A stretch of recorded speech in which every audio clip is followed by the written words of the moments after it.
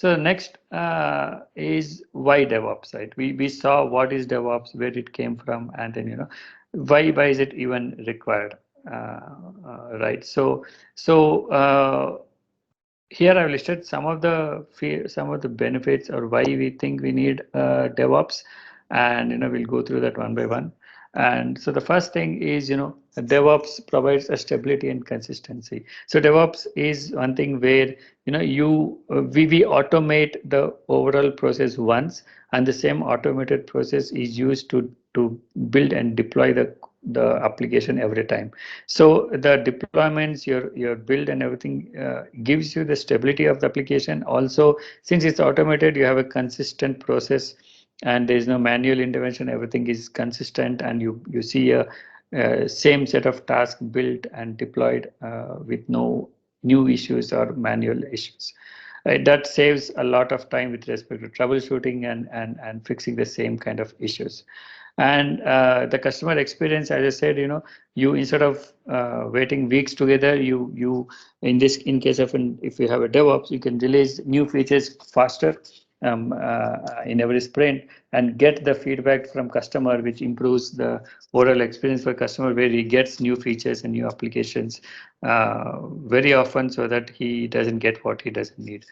Right, so that's one, and then faster ROI. So when you invest, similar typically is the products, you are investing the people or the tools, and you want to see whether your product works on the market or not, right? So the DevOps will help you to quickly develop the application and deploy the new features or new features and new application quicker and faster, and then see if it works or not, so that you can take a call on how to either change the direction of the product or add new features which will help the customer. And the continuous improvement part, as in the DevOps world, you get a feedback almost immediately. When you do a commit, you get if there's an error in your code, you'll get a feedback that your code is not working. Then you go and fix it. And if the customer is not happy with the feature, then you get that feedback and you go ahead and improve the feature or add new features. So the improvement cycle in case of a DevOps is quicker. Anything you do, you get a feedback, you work on it, you improve the process or the product, right? And self-sustaining process, since it's all automated, and then metrics and analytics are there. Once it is automated and tested, the process will be able to manage itself to take care of, say, the whole deployment cycle or build cycle, and then help you to focus on application development and the other core parts of the product. And monitoring, as I said, everything that is done in a DevOps environment, there are metrics. There will be metrics. There will be notifications and emails sent out saying that there is some issue in the product or issue in the code, issue in the deployment.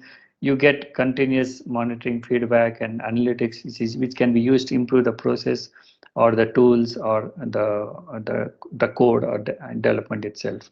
So that's where monitoring is a key part of DevOps, where the feedback helps to improve the process faster.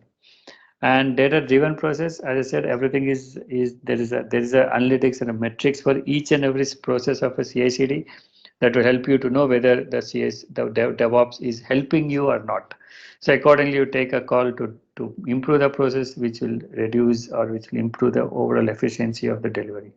So these are some of them. There are a lot more, and I just try to put a few in this core benefits.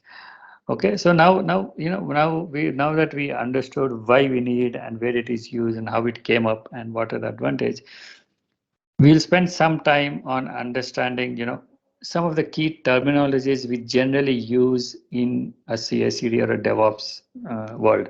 So again, I don't know if any of you are in a company working, then if you're working somewhere, then you would have heard some of these terms, or you are part of the team who developed this, but the idea here is to give that basic introduction to all the terms that we use and give an idea of that.